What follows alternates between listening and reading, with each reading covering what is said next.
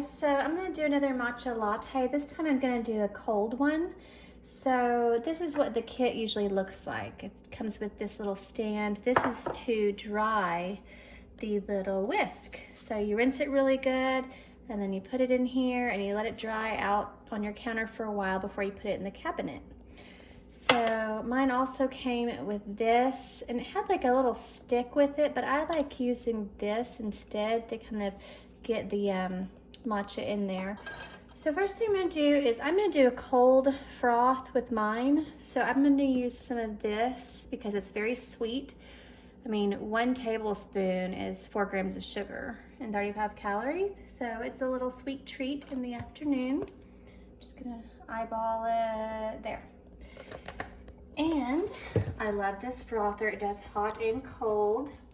Also, they have these little baby ones now of Silk almond milk if you can't go through the other size in 7 to 10 days.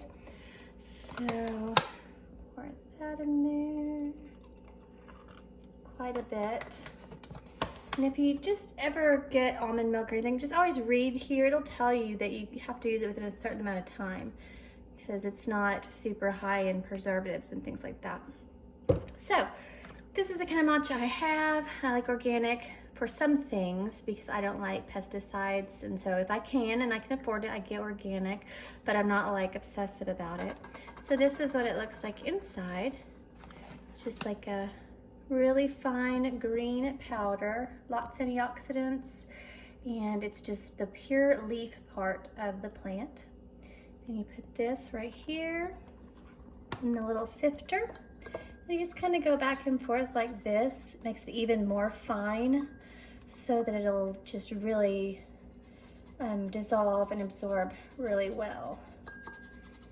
You don't necessarily have to do this step, but it's kind of fun. It's like a ritual. It's kind of, some people like the ritual of it. So that's how fine it is. It's very fine powder, like that. That's all I want. I think this is, yeah, 1/4 of a teaspoon, and I did a heaping amount. So then I'm gonna put just a little bit of almond milk in here, like a splash. And then you take the little whisk, and you just kind of go gently in a circle, like this. See how it's like a very liquidy paste, like that. And then I get all the little clumps out, try to dissolve it as much as possible. You can do like an M or an S. And I'm also gonna put some Splenda in mine because I don't really like just the flavor of raw matcha. For me, it's still a little bitter. It's a little grassy and green. I'm just gonna make it like more of a treat.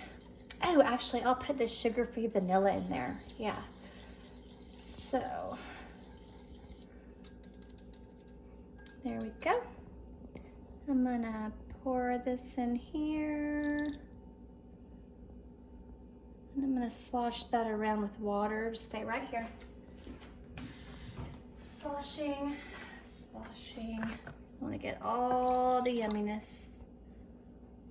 Okay. Then I'm gonna put some of this sugar-free syrup. You can use any kind you want. You could use Splenda, stevia, honey, anything you want. I got this for super cheap. It's usually like $7 for a small bottle. So I'm just gonna put this in here.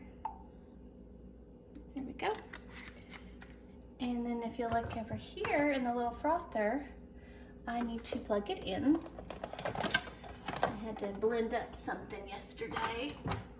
There we go. So this is super cool. It's got all the different options. It's got the warm milk, warm froth, big warm froth. And this is the cold one way over here. I'm gonna push that one because I want a cold matcha.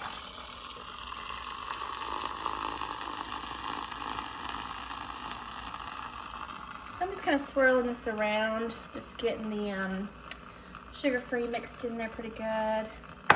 And this amount of milk will fill this up, so it'll be, you know, a little more full. But this is a very big mug. It's very fat right here, so it's yeah, it holds a lot more than you would think. And so sometimes this doesn't froth very well, especially with just almond milks. I know at Starbucks they said they had a hard time frothing with almond milks. I guess because they don't have a lot of gums in them or preservatives or something. But it's fine because it'll be cold and it'll be good and it'll be milky and creamy. I think if it's not enough sweetener, I may add a little bit more, but this is just, I mean, yes, it's chemicals, but I don't really mind aspartame. So I eat sugar-free colas and things, so I'm not always like the peak of health perfection or anything. Oh, you guys, also, I found this. Delicious. It's just like the one I used to have that was vanilla, but it is so good. I've just been loving this just by itself. So anyways, this is a good one. It's pretty cheap too, like 17 bucks or something. So this is done. You see it's still kind of liquidy, but it does have some froth up there. So, but it's cold. And we're gonna just go like this. And sometimes I'll scrape the sides. I don't need to this time, but sometimes if it's really stuck to the sides, I'll use a silicone little spatula and get it out of there. But I think this is fine. So that is how you make a cold matcha latte.